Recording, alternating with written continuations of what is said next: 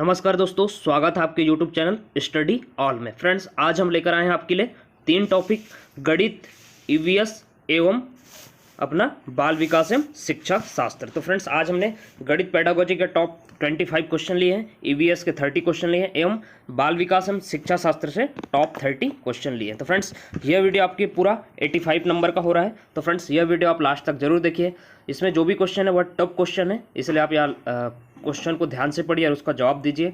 तो friends, video पसंद आए तो चैनल को सब्सक्राइब कीजिए, शेयर कीजिए एवं इसी प्रकार के अन्य वीडियो पाने के बेल आइकन को प्रेस कीजिए। तो फ्रेंड्स, देखते हैं आज का पहला क्वेश्चन गणित पेडागोजी का। तो फ्रेंड्स, पहला क्वेश्चन है, गणित सभ्यता और संस्कृति का दर्पण है, यह कथन किसने कहा? तो फ्रेंड्स, यह कथन किसने कहा? तो फ्रेंड्स, यह जो कथन था वह हाग-बैन मनोवैज्ञानिक ने कहा, गणितज्ञ ने कहा। तो ऑप्शन नंबर ब अपना करेक्ट आंसर आएगा। दूसरा क्वेश्चन देखते हैं फ्रेंड्स, गणित विषय की पाठ्य पुस्तकें किस विधि पर आधारित होकर लिखी जाती है? तो फ्रेंड्स, गणित विषय की जो पाठ्य पुस्तकें होती है जो वह किस विधि पर आधारित होकर लिखी जाती है? तो वह संश्लेषण विधि पर आधारित होकर लिखी जाती है। तो ऑप्शन नंबर अ अपना करेक्ट आंसर आएगा। तीसरा क्वेश्चन देखते हैं, प्राथमिक स्तर पर गणित का क्या महत्व है? तो फ्रेंड्स, प्राथमिक स्तर पर गणित का जो महत्व है वह मानसिक महत्व है। तो ऑप्शन नंबर द अपना करेक्ट आंसर आएगा। नेक्स्ट क्वेश्चन देखेंगे हम, उपलब्धि परीक्षण व नैदानिक परीक्षण में अंतर है। तो फ्रेंड्स, उपलब्धि परीक्षण और नैदानिक परीक्षण में क्या अंतर है? तो वह दोनों में उद्देश्यों का अंतर है। तो दोनों का उद्देश्य अलग अलग होता है। उपलब्धि परीक्षण का उद्देश्य अलग होता है और नैदानिक परीक्षण का उद्देश्य अलग होता है। तो क्या का अंतर होता है? तो उद्देश्यों का अंतर होता है।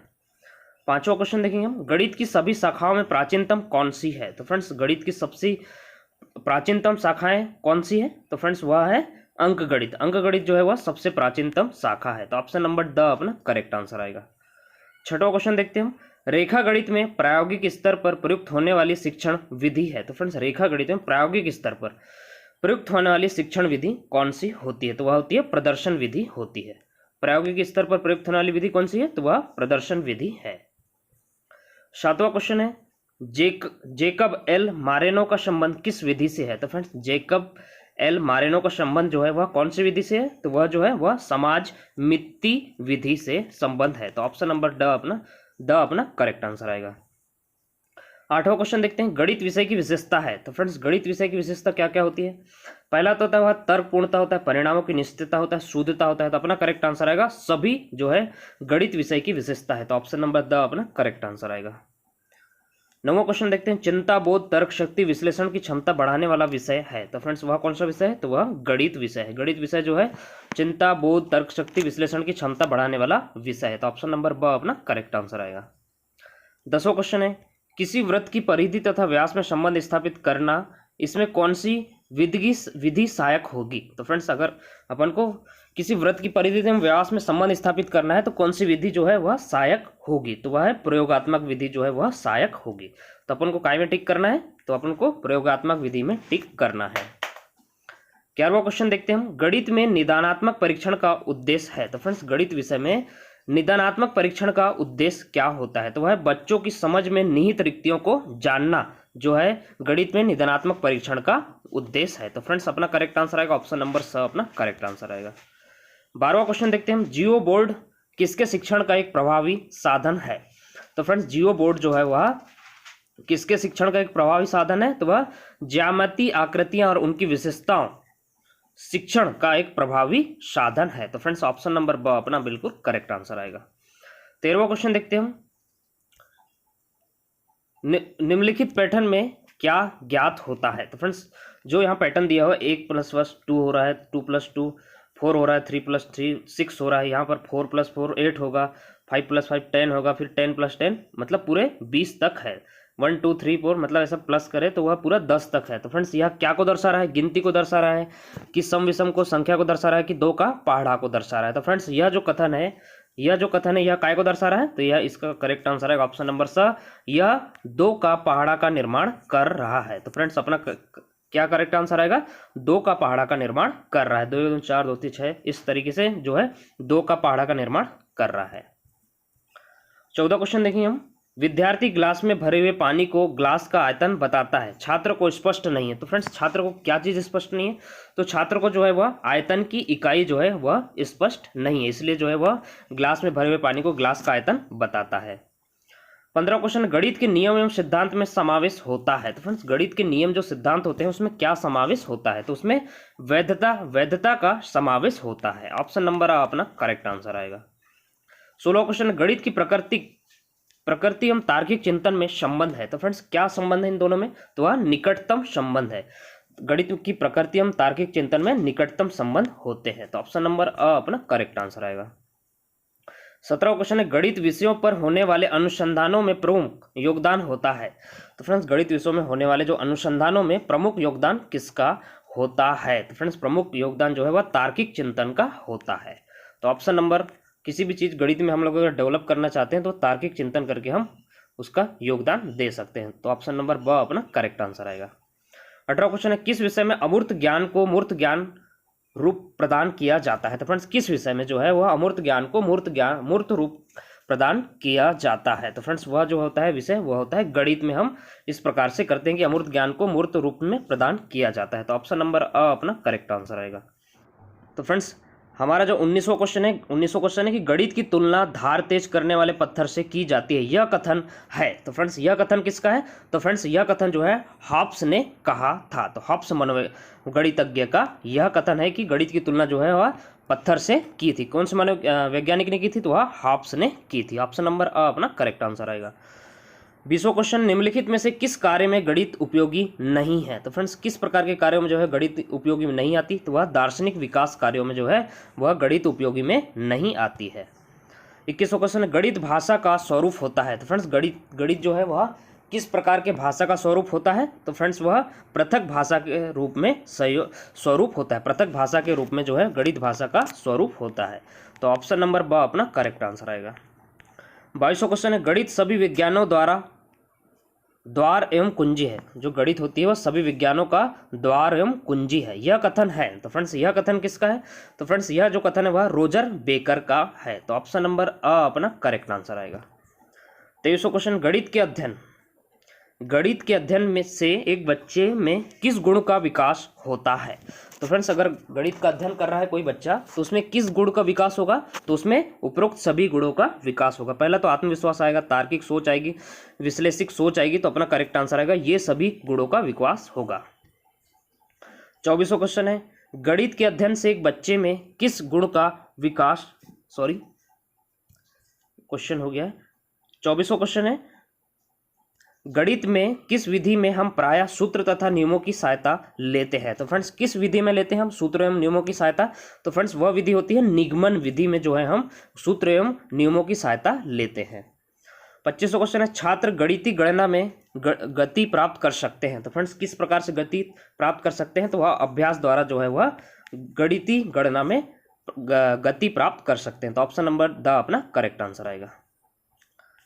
नेक्स्ट, तो फ्रेंड्स अब हम देखेंगे ईवीएस पर्यावरण अध्ययन के टॉप 30 क्वेश्चन। तो फ्रेंड्स पहला क्वेश्चन है हमारा, निम्नलिखित में से कौन सा जैवमंडल का अजैविक घटक नहीं है। तो फ्रेंड्स कौन सी चीज है जो जैवमंडल का अजैविक घटक नहीं है, तो फ्रेंड्स वह क्या है, तो वह है कवक। कवक जो होता है वह जैवमंडल का अजैविक घटक नहीं होता है। तो अपना करेक्ट आंसर आएगा option number C correct answer आएगा। सेकेंड क्वेश्चन हमारा, घास भूमि क्षेत्र के परितंत्र की खाद्य श्रृंखला में सबसे उच्च स्तर के उपभोक्ता होते हैं। तो फ्रेंड्स सबसे उच्च स्तर के उपभोक्ता किसे माना जाता है, घास भूमि क्षेत्र के परितंत्र की खाद्य श्रृंखला में सबसे उच्च स्तर के उपभोक्ता मांसाहारी को अपन मांसाहारी होते हैं। उच्च स्तर के उपभोक्ता जो है वह मांसाहारी होते हैं। तो ऑप्शन नंबर बी अपना करेक्ट आंसर आएगा। तीसरा क्वेश्चन है, परिस्थितिक तंत्र में ऊर्जा का मुख्य स्रोत है। तो फ्रेंड्स ऊर्जा का मुख्य स्रोत क्या हो सकता है, तो वह सूर्य का प्रकाश ही हो सकता है पारिस्थितिक तंत्र में। ऑप्शन नंबर बी अपना करेक्ट आंसर आएगा। चौथा क्वेश्चन है, एक मार्ग का संबंध है। तो फ्रेंड्स एक मार्ग का संबंध किससे होता है, तो वह गुणवत्ता से होता है। तो फ्रेंड्स आप सभी को पता है कि एक मार्ग का संबंध जो है वह गुणवत्ता से होता है। पांचवा क्वेश्चन है, किसी खाद्य श्रृंखला में शाकाहारी होते हैं। तो फ्रेंड्स किसी भी जो है खाद्य श्रृंखला में शाकाहारी जो है वह प्राथमिक उपभोक्ता होते हैं। तो ऑप्शन नंबर बी अपना करेक्ट आंसर आएगा। छठवां क्वेश्चन देखते हैं, भू पारिस्थितिक तंत्र में ऊर्जा का महत्वपूर्ण स्रोत है। तो फ्रेंड्स भू पारिस्थितिक तंत्र में ऊर्जा का महत्वपूर्ण स्रोत जो है वह सूर्य है। तो ऑप्शन नंबर ए अपना करेक्ट आंसर आएगा। सातवां क्वेश्चन है, जब एक जीव लाभ लेता है बगैर दूसरे सहवासी जीव को प्रभावित किए तो कहलाता है। तो फ्रेंड्स कोई जीव है लाभ लेता है बगैर किसी को परेशान किए हुए, तो उसे हम क्या कहते हैं? तो उसे हम सहभोजी कहते हैं। तो ऑप्शन नंबर बी अपना बिल्कुल करेक्ट आंसर आएगा। नौवां क्वेश्चन है, जब मोर सांप को खाता है, सांप कीड़ों को खाता है और कीड़े जो है हरे पौधे को खाते हैं, तो मोर का पोषण तल है। तो फ्रेंड्स मोर है वह कौन से तल में आएगी पोषण के? तो फ्रेंड्स वह जो है वह खाद्य पिरामिड के शीर्ष पर आएगी, क्योंकि जो पौधे को कीड़े खाते हैं, कीड़े को सांप खाता है और सांप को मोर खाती है, तो मतलब वो है खाद्य पिरामिड के शीर्ष पर जो है मोर का पोषण तल आएगा। नौवां क्वेश्चन है, जो शाकाहारी जंतु भोजन के लिए हरे पेड़ पौधों पर निर्भर रहते हैं उसे हम क्या कहते हैं? तो फ्रेंड्स उसे हम प्रथम चरण उपभोक्ता कहते हैं। ऑप्शन नंबर ए अपना करेक्ट आंसर आएगा। 10वां क्वेश्चन है, इकोसिस्टम की सही परिभाषा क्या है? तो फ्रेंड्स इकोसिस्टम की सही परिभाषा है जीव समुदाय और उसके वातावरण को संतुलित तंत्र में रखना ही इकोसिस्टम की सही परिभाषा है। तो ऑप्शन नंबर डी अपना करेक्ट आंसर आएगा। 11वां क्वेश्चन है, किसी परितंत्र में तत्वों का चक्रण कहलाता है। तो फ्रेंड्स किसी परितंत्र में तत्वों का चक्रण क्या कहलाता है? तो वह जैव भू रासायनिक चक्रण कहलाता है। तो उसको क्या कहते हैं हम? ऑप्शन नंबर ए अपना करेक्ट आंसर आएगा। 12वां क्वेश्चन है, जैविक समुदाय में प्राथमिक उपभोक्ता है। तो फ्रेंड्स जैविक समुदाय में जो है प्राथमिक उपभोक्ता कौन कौन से हैं? तो वह है प्राथमिक उपभोक्ता शाकाहारी को माने जाते हैं। जैव समुदाय में प्राथमिक उपभोक्ता किसे माना जाता है? तो वह शाकाहारी को माना जाता है। 13वां क्वेश्चन है, निम्न में से कौन सर्वाधिक उत्पादक पारिस्थितिक तंत्र है? तो सर्वाधिक उत्पादक पारिस्थितिक तंत्र उष्ण कटिबंधीय वर्षा वन है। तो ऑप्शन नंबर ए अपना करेक्ट आंसर आएगा। 14वां क्वेश्चन है, खाद्य श्रृंखला के परस्पर समूह को कहा जाता है। तो फ्रेंड्स उसे क्या कहा जाता है? खाद्य श्रृंखला के परस्पर समूह को क्या कहा जाता है? तो फ्रेंड्स उसे ही हम खाद्य जाल कहते हैं। खाद्य श्रृंखला के परस्पर समूह को हम खाद्य जाल कहते हैं। तो ऑप्शन नंबर सी अपना करेक्ट आंसर आएगा। 15वां क्वेश्चन है फ्रेंड्स, मोस्ट इंपोर्टेंट क्वेश्चन है कि निम्नलिखित में से किस एक प्राणी को किसान का मित्र कहा जाता है? तो फ्रेंड्स यह सिंपल क्वेश्चन है लेकिन मोस्ट इंपोर्टेंट क्वेश्चन है, रिपीटेड क्वेश्चन है। तो फ्रेंड्स उसे हम केचुआ कहते हैं। निम्नलिखित में से किस प्राणी को किसान का मित्र कहा जाता है? तो केचुआ को जो है वह किसान का मित्र कहा जाता है। तो ऑप्शन नंबर बी अपना करेक्ट आंसर आएगा। 60 क्वेश्चन है, पर्यावरण की परिभाषा क्या है? तो फ्रेंड्स पर्यावरण की परिभाषा जो है कि एम्पायोटिक और बायोटिक घटक, एबायोटिक और बायोटिक घटक को ही हम पर्यावरण की परिभाषा है। यही जो है दोनों जो है घटक, यही है पर्यावरण की परिभाषा है। तो ऑप्शन नंबर ए अपना करेक्ट आंसर आएगा। 17वां क्वेश्चन, कृत्रिम वर्षा के लिए मेघ बीजन के लिए प्रयुक्त रसायन है। तो फ्रेंड्स अगर कृत्रिम वर्षा कराना है तो जो मेघ बनते हैं तो उसके लिए प्रयुक्त रसायन कौन सा होता है? तो वह सिल्वर आयोडाइड जो है प्रयुक्त रसायन है। तो ऑप्शन नंबर सी अपना करेक्ट आंसर आएगा। 18वां क्वेश्चन है, निम्नलिखित में कौन द्वितीय श्रेणी का उपभोक्ता है? तो फ्रेंड्स द्वितीय श्रेणी का उपभोक्ता हम सांप को माना जाता है। पहला द्वितीय श्रेणी का उपभोक्ता सांप को माना जाता है। तो ऑप्शन नंबर बी अपना करेक्ट आंसर आएगा। 19वां क्वेश्चन, पारिस्थितिक तंत्र का उदाहरण है। तो फ्रेंड्स पारिस्थितिक तंत्र का उदाहरण तालाब होता है और बोला कि सबसे बड़ा पारिस्थितिक तंत्र तो वह समुद्र होता है। 20वां क्वेश्चन है, अन्य मृत जंतुओं पर निर्वाह करने वाले प्राणी को कहते हैं। तो फ्रेंड्स उसे हम क्या कहते हैं? तो उन्हें ओमनीओर कहते हैं। तो फ्रेंड्स यह थोड़ा डिफिकल्ट क्वेश्चन है कि अन्य मृत जंतुओं पर निर्वाह करने वाले प्राणी को क्या कहते हैं? ओमनीओर कहते हैं। तो अपन को याद रखना है फ्रेंड्स ओमनीनिर। ऑप्शन नंबर डी अपना करेक्ट आंसर आएगा। 21 क्वेश्चन है, पृथ्वी का अपमार्जक कौन है? तो फ्रेंड्स पृथ्वी का अपमार्जक जो है वह जीवाणु व कवक है। तो अपन को याद रखना है कौन है? तो वह जीवाणु व कवक है। 22 क्वेश्चन है, निम्नलिखित में से जैविक घटक हैं। तो फ्रेंड्स जैविक घटक कौन है? वह पादप जो है वह जैविक घटक के अंतर्गत आते हैं। 23वां क्वेश्चन है फ्रेंड्स, हमारे पर्यावरण में किस गैस का सबसे अधिक सांद्रण है? तो फ्रेंड्स आपको पता है कि हमारे पर्यावरण में जो है वह नाइट्रोजन गैस का सबसे ज्यादा सांद्रण है। तो ऑप्शन नंबर डी अपना बिल्कुल करेक्ट आंसर आएगा। 24वां क्वेश्चन है, कौन जीवी कारक नहीं है? तो जीवी कारक नहीं है पूछ रहा है। तो फ्रेंड्स कौन जो है वह जीवी कारक नहीं है? तो वह है चट्टान। चट्टान जो होती है वह एक प्रकार का जीव नहीं होता है। पेड़ पौधे होते हैं, जंतु होते हैं, सूक्ष्म जीव होते हैं। चट्टान जो है होता है जीवी कारक नहीं है, अजीविक कारक है वो। 25वां क्वेश्चन, हमारे पर्यावरण को बचाने के लिए 3 प्रकार के आर है। तो फ्रेंड्स उसे किस प्रकार से हम बोलते हैं कि 3 प्रकार के आर है? तो वह है कम उपयोग, पुनः चक्रण, पुनः उपयोग। ये इस प्रकार जो है वह 3 प्रकार के आर इस प्रकार प्रयोग किए जाते हैं पर्यावरण को बचाने के लिए। 26वां क्वेश्चन है, यदि एक मेढक एक टिड्डे को खाता है तो ऊर्जा का स्थानांतरण होगा। तो फ्रेंड्स ऊर्जा का स्थानांतरण कैसे होगा? तो ऊर्जा का स्थानांतरण जो है वो प्राथमिक उपभोक्ता से द्वितीय उपभोक्ता को होगा। तो ऑप्शन नंबर सी अपना करेक्ट आंसर आएगा। 27वां क्वेश्चन है, निम्न में से पृथ्वी का कौन सा पारिस्थितिक तंत्र सबसे बड़ा है? तो फ्रेंड्स सबसे बड़ा पारिस्थितिक तंत्र हमने आपको बताया था, तो वह होता है समुद्र होता है। ऑप्शन नंबर बी अपना करेक्ट आंसर आएगा। 28वां क्वेश्चन है, मानव पर्यावरण संबंध एक खालिस्तान संकल्पना है। तो क्या है? तो वह धनात्मक संकल्पना है। ऑप्शन नंबर बी अपना बिल्कुल करेक्ट आंसर आएगा। 29वां क्वेश्चन है, किसी खाद्य श्रृंखला की प्रथम कड़ी सदैव हरे पादप होते हैं, क्योंकि क्यों होते हैं हरे पादप ही प्रथम कड़ी की सदैव, जो खाद्य श्रृंखला की प्रथम कड़ी जो है सदैव हरे पादप होते हैं। क्यों होते हैं? तो फ्रेंड्स इसलिए होते हैं कि वे सूर्य के प्रकाश में वायुमंडलीय कार्बन डाइऑक्साइड को स्थलीकृत करते हैं, इसलिए जो है वह हरे पादप जो है वो खाद्य श्रृंखला की प्रथम कड़ी होते हैं। ऑप्शन नंबर सी अपना करेक्ट आंसर आएगा। 30वां क्वेश्चन है, ह्यूमस निर्माण में कौन सहायक है? तो फ्रेंड्स ह्यूमस निर्माण में जो है वह इनमें से सभी जो है सहायक होते हैं। पहला तो है उत्पादक भी, अपघटक भी और उपभोक्ता भी। तो करेक्ट आंसर आएगा ऑप्शन नंबर डी अपना करेक्ट आंसर आएगा। फ्रेंड्स अब हम देखेंगे बाल विकास एवं शिक्षा शास्त्र के टॉप 30 क्वेश्चन। तो फ्रेंड्स पहला क्वेश्चन है, किसी भी नई भाषा को सीखने के लिए कहाँ से प्रारंभ किया जाना चाहिए? तो फ्रेंड्स कहाँ से प्रारंभ किया जाना चाहिए? अक्षरों व शब्दों के माध्यम से साहचर्य से प्रारंभ किया जाना चाहिए। किसी भी नई भाषा को सीखने के लिए अक्षरों व शब्दों के मध्य साहचर्य से प्रारंभ किया जाना चाहिए। ऑप्शन नंबर ए अपना करेक्ट आंसर आएगा। दूसरा क्वेश्चन है, कोहलर यह सिद्ध करना चाहता है कि सीखना किस प्रकार की प्रक्रिया है? तो फ्रेंड्स सीखना जो है एक प्रकार की संज्ञानात्मक संघ कार्य है। तो ऑप्शन नंबर सी अपना बिल्कुल करेक्ट आंसर आएगा। थोड़ा डिटेल में जानते हैं हम इसको। कोहलर सिद्ध करना चाहता है कि सीखना एक संज्ञानात्मक संघ कार्य है। तो फ्रेंड्स इस प्रकार से हम मान सकते हैं कि ऑप्शन नंबर सी अपना बिल्कुल करेक्ट आंसर आएगा। तीसरा क्वेश्चन है, अधोलिखित में गणित संबंधित अधिगम अक्षमता को कौन सा पद परिभाषित करता है? तो फ्रेंड्स कौन सा पद परिभाषित करता है? तो वह गणना दोष जो है वह गणित संबंधित अधिगम अक्षमता को पद परिभाषित करता है। गणन दोष जो है वह गणित संबंधित अधिगम अक्षमता को परिभाषित करता है। चौथा क्वेश्चन है, समावेशी कक्षा के किस प्रकार के छात्र शामिल होते हैं? तो फ्रेंड्स समावेशी शिक्षा में जो है होता है, समावेशी कक्षा में जो होता है वह सामान्य और विशिष्ट छात्र, मतलब सभी प्रकार के छात्र जो है वह सम्मिलित होते हैं। समावेशी कक्षा में सामान्य और विशिष्ट दोनों प्रकार के छात्र जो है वह अध्ययन करते हैं। पांचवा क्वेश्चन है, निम्न में से कौन सा संवेग का तत्व नहीं है? तो फ्रेंड्स संवेग का तत्व कौन नहीं है? तो वह संवेदी जो होता है, संवेदी संवेग का तत्व नहीं है, क्योंकि संवेग उत्पन्न होने पर प्राणी में दो स्तर पर परिवर्तन दिखाई देता है।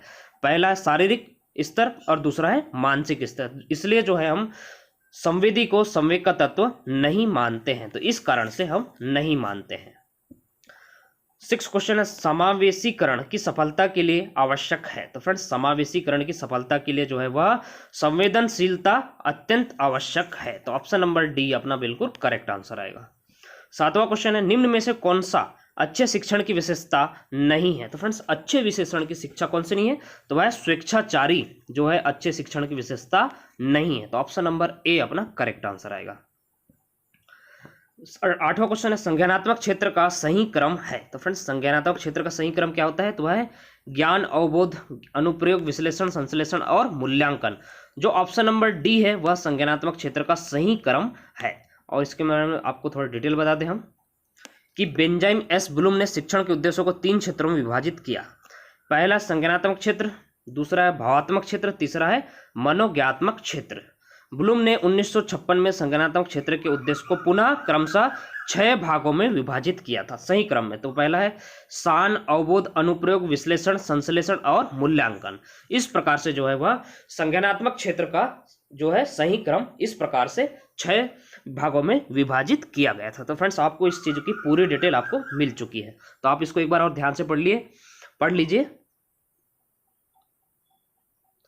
नेक्स्ट क्वेश्चन देखेंगे हम।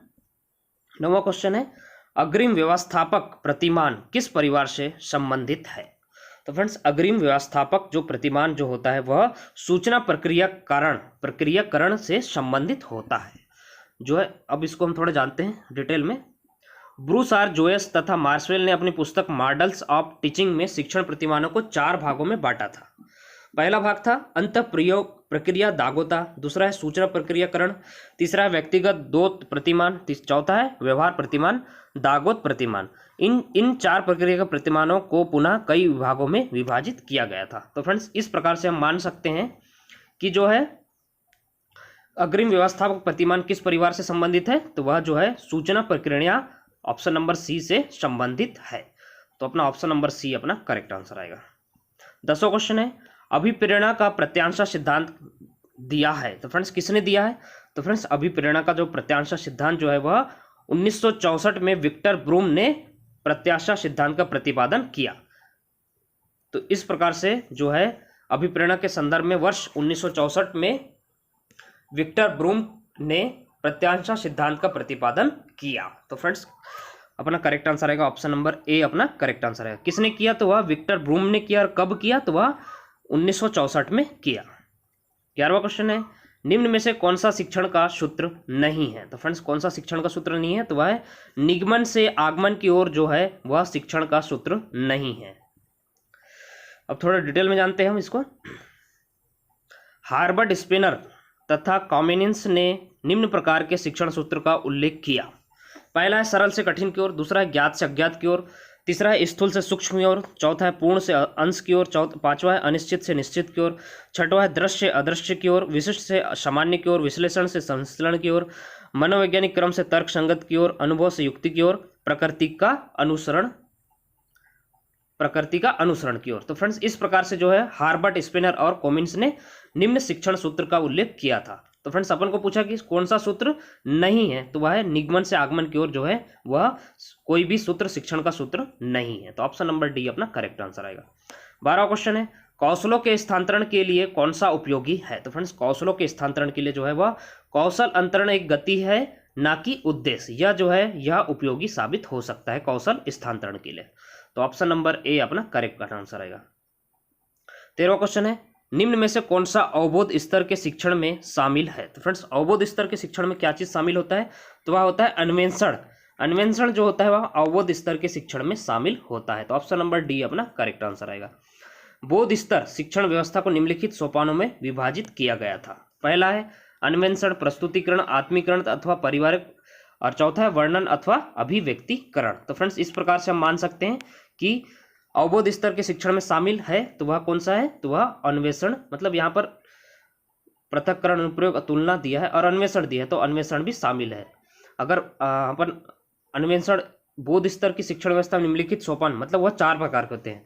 तो अन्वेषण पहला है, प्रस्तुतिकरण है, आत्मीकरण परिपाक है और वर्णन तथा अभिव्यक्तिकरण है। तो इस प्रकार हम कोई भी अगर अपने पास ऑप्शन आता है तो अपन अगर ऐसा पूछा क्वेश्चन तो अपन इन चारों में से कोई एक में टिक कर सकते हैं।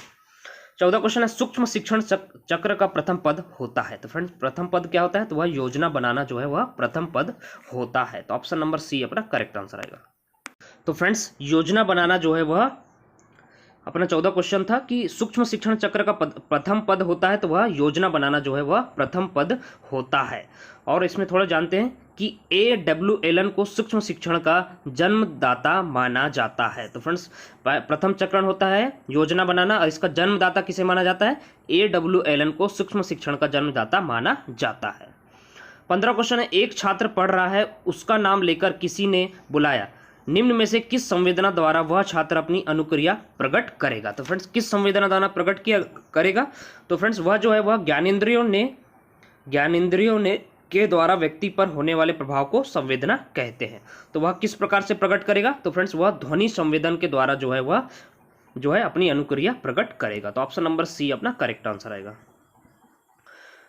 16 क्वेश्चन है कि शैक्षिक सुधारों में प्रभावी विकेंद्रीकरण तभी संभव होगा जब खंड व संकुल संदर्भ केंद्र की भागीदार बढ़े, स्थानीय संदर्भ व्यक्ति उपलब्ध हो, अध्यापकों के पास संसाधन प्रासंगिक सामग्री भी मौजूद हो, सही उत्तर चुने। तो फ्रेंड्स सही उत्तर क्या होगा, तो फ्रेंड्स 16 का सही उत्तर होगा ऑप्शन नंबर डी, ए व बी बिल्कुल। जब तीनों चीज करा जाएगा तभी शैक्षिक सुधारों में प्रभावी विकेंद्रीकरण तभी संभव होगा जब हम यह तीनों चीजों का पालन करेंगे, ए व बी सी तीनों का। तो फ्रेंड्स अपना करेक्ट आंसर आएगा ऑप्शन नंबर डी अपना करेक्ट आंसर आएगा। 17 क्वेश्चन है निम्न में से कौन सी बात कौन सी बात की बाल्यावस्था के बौद्धिक विकास की विशेषता नहीं है? तो फ्रेंड्स निम्न में से कौन सी बात जो है वह बाल्यावस्था की बौद्धिक विकास की विशेषता नहीं है? तो वह है भविष्य की योजना की सूझबूझ जो है बाल्यावस्था की बौद्धिक विकास की विशेषता नहीं है। तो ऑप्शन नंबर ए अपना करेक्ट आंसर आएगा। भविष्य की योजना की सूझबूझ बाल्यावस्था के बाद की अवस्था अर्थात किशोरावस्था की बौद्धिक विशेषता नहीं है, क्योंकि किशोरावस्था में बालक अपने भविष्य की योजना के प्रति चिंतित रहता है, जिसके कारण वह तनाव में रहता है, न कि वह अपने भविष्य की योजना के प्रति सूझबूझ प्रदर्शित करता है। तो फ्रेंड्स इस प्रकार हम मान सकते हैं कि जो है बात की विशेषता नहीं है। 18वां क्वेश्चन, पियाजे के सिद्धांत के अनुसार प्रसंक्रियात्मक अवस्था की अवधि क्या है? तो फ्रेंड्स पियाजे के सिद्धांत के अनुसार जो है बालक का संज्ञानात्मक विकास जो है 4 अवस्था से होकर गुजरता है। पहला संवेगात्मक जो है जन्म से 2 वर्ष तक, प्राक संक्रियात्मक अवस्था 2 से 7 वर्ष तक, मूर्त संक्रियात्मक अवस्था 7 से 11 वर्ष तक, औपचारिक संक्रियात्मक अवस्था 11 से 15 वर्ष तक। इस प्रकार जो है संक्रियात्मक अवस्था जो है 2 से 7 वर्ष तक की होगी। तो फ्रेंड्स अपना करेक्ट आंसर आएगा ऑप्शन नंबर सी अपना करेक्ट आंसर आएगा। 19वां क्वेश्चन है, थार्नडाइक ने अपने सिद्धांतों को किस शीर्षक से सिद्ध किया? तो फ्रेंड्स थार्नडाइक जो थे मनोवैज्ञानिक ने अपने सिद्धांतों को जो है अधिगम के प्रयास एवं भूल का सिद्धांत शीर्षक से सिद्ध किया। तो ऑप्शन नंबर बी अपना करेक्ट आंसर आएगा। 20वां क्वेश्चन है, इनमें से कौन मनोवैज्ञानिक भाषा विकास से संबंध है? तो फ्रेंड्स किस मनोवैज्ञानिक का है? तो फ्रेंड्स नोआम चॉम्स्की भाषा विकास से संबंधित मनोवैज्ञानिक हैं। तो ऑप्शन नंबर सी अपना बिल्कुल करेक्ट आंसर आएगा। 21वां क्वेश्चन है, पियाजे के अनुसार संज्ञानात्मक विकास की तृतीय अवस्था निम्न में से कौन सा है? तो फ्रेंड्स पियाजे के अनुसार जो है संज्ञानात्मक विकास की तृतीय अवस्था निम्न में से कौन सा है? तो फ्रेंड्स कौन सा है? तो फ्रेंड्स वह है मूर्त संक्रियात्मक अवस्था जो है संज्ञानात्मक विकास की तृतीय अवस्था होती है। 22वां क्वेश्चन है, गिरोह अवस्था किस आयु वर्ग एवं विलंब विकास से संबंधित है? तो फ्रेंड्स गिरोह जो अवस्था है किस आयु वर्ग एवं विलंब विकास से संबंधित है? तो फ्रेंड्स वह जो है वह 8 से 10 वर्ष एवं समाजीकरण से संबंधित है। तो ऑप्शन नंबर सी अपना करेक्ट आंसर आएगा। गिरोह अवस्था 8 से 10 वर्ष एवं विलंब विकास समाजीकरण से संबंधित है। गिरोह अवस्था किससे संबंधित है? 8 से 10 वर्ष एवं विलंब विकास समाजीकरण से संबंधित है। 23वां क्वेश्चन है, निम्न में से सामाजिक मूल्य कौन सा है? तो फ्रेंड्स सामाजिक मूल्य कौन सा है? तो वह सहायता परक व्यवहार जो है सामाजिक मूल्य एक प्रकार का है। ऑप्शन नंबर ए अपना करेक्ट आंसर आएगा। थोड़ा डिटेल में जानते हैं हम इसको। राष्ट्रीय शैक्षिक अनुसंधान एवं प्रशिक्षण परिषद की पुस्तक document of social moral and spiritual value in education में कुल 83 नैतिक सामाजिक एवं आध्यात्मिक मूल्यों की चर्चा की गई है। तो उसमें से एक जो है वह सामाजिक व्यवहारिक, उसमें से एक कौन सा है?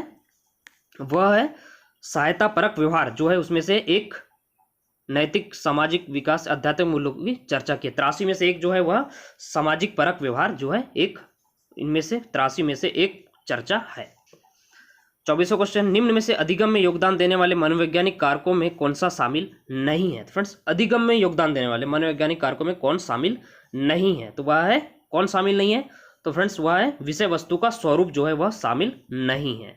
तो ऑप्शन नंबर डी अपना करेक्ट आंसर आएगा। 25वां क्वेश्चन है, सीखने के वक्र अभ्यास द्वारा सीखने की मात्रा, गति और प्रगति की सीमा को ग्राफ पर प्रदर्शित करते हैं, यह किसने कहा? तो फ्रेंड्स यह किसने कहा? तो फ्रेंड्स यह जो है वह एबिंगहास ने कहा। ऑप्शन नंबर सी अपना करेक्ट आंसर आएगा। 26वां क्वेश्चन है, स्पष्ट अन्वेषण तथा साधन साक्ष्य विश्लेषण निम्न में से किसके उदाहरण है? तो फ्रेंड्स निम्न में से यह किसके उदाहरण है? तो अपन को आपको बता दें कि निम्नलिखित में से यह स्वतः शोध के उदाहरण है। स्वतः शोध के उदाहरण है। तो स्वतः शोध विधि में व्यक्ति समस्या और समाधान करने के लिए सभी विकल्पों को नहीं ढूंढता है, बल्कि सिर्फ उन्हीं विकल्पों का चयन करके समस्या समाधान करने की कोशिश करता है जो उन्हें संगत प्रतीत होते हैं। तो फ्रेंड्स यह किसका उदाहरण है? तो वह स्वतः शोध विधि का उदाहरण है।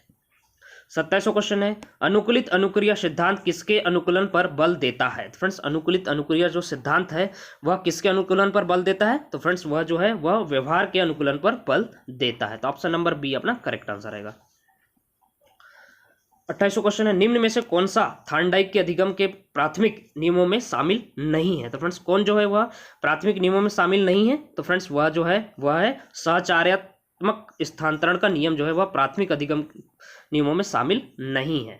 ई एल थार्नडाइक ने अधिगम के 3 मुख्य नियम 5 गौड़ नियम जो निम्न है। मुख्यतः जो है पहला नियम अभ्यास का नियम दिया था, प्रभाव का नियम दिया था और तत्परता का नियम दिया था। गौड़ नियम थे बहु अनुक्रियम का नियम, मनोवृत्ति का नियम, आंशिक क्रिया का नियम, सादृश्य का नियम और साचारित रूपांतरण का नियम। तो फ्रेंड्स मुख्य नियम जो है, प्राथमिक नियम जो है वह मुख्य नियम जो है, पहला अभ्यास का नियम जो है, दूसरा प्रभाव का नियम है और तीसरा है तत्परता का नियम है। तो यहाँ जो क्वेश्चन पूछा है हमारा कि थार्नडाइक के अधिगम के प्राथमिक नियम में शामिल नहीं है, तो वह जो है साचार्य स्थानांतरण का नियम जो है वह गौड़ नियम में शामिल है, प्राथमिक नियम में शामिल नहीं है। 29वां क्वेश्चन है निम्न में से कौन सी अधिगम की एक विशेषता नहीं है। तो कौन सी विशेषता नहीं है, तो वह है अधिगम का अवकलन प्रत्यक्ष रूप से किया जा सकता है, यह जो है एक विशेषता नहीं है। ऑप्शन नंबर ए अपना करेक्ट आंसर है। योकम किस किस मनोवैज्ञानिक अधिगम के नियम दिए थे।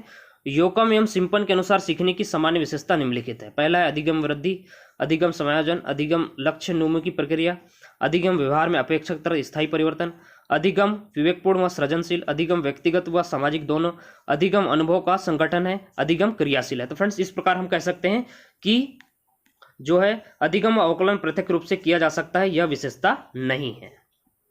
30वां क्वेश्चन है क्रिया प्रस्तुत अनुबंध का दूसरा नाम है। तो फ्रेंड्स क्रिया प्रस्तुत अनुबंध का दूसरा नाम है नैमित्तिक अनुबंध भी है। तो ऑप्शन नंबर बी अपना बिल्कुल करेक्ट आंसर आएगा। 30 का करेक्ट आंसर आएगा नैमित्तिक अनुबंध जो है करेक्ट आंसर आएगा। 30वां करेक्ट आंसर आएगा ऑप्शन नंबर बी करेक्ट। तो फ्रेंड्स ये थे हमारे बाल विकास एवं शिक्षा शास्त्र के टॉप 30 क्वेश्चन। Thank you.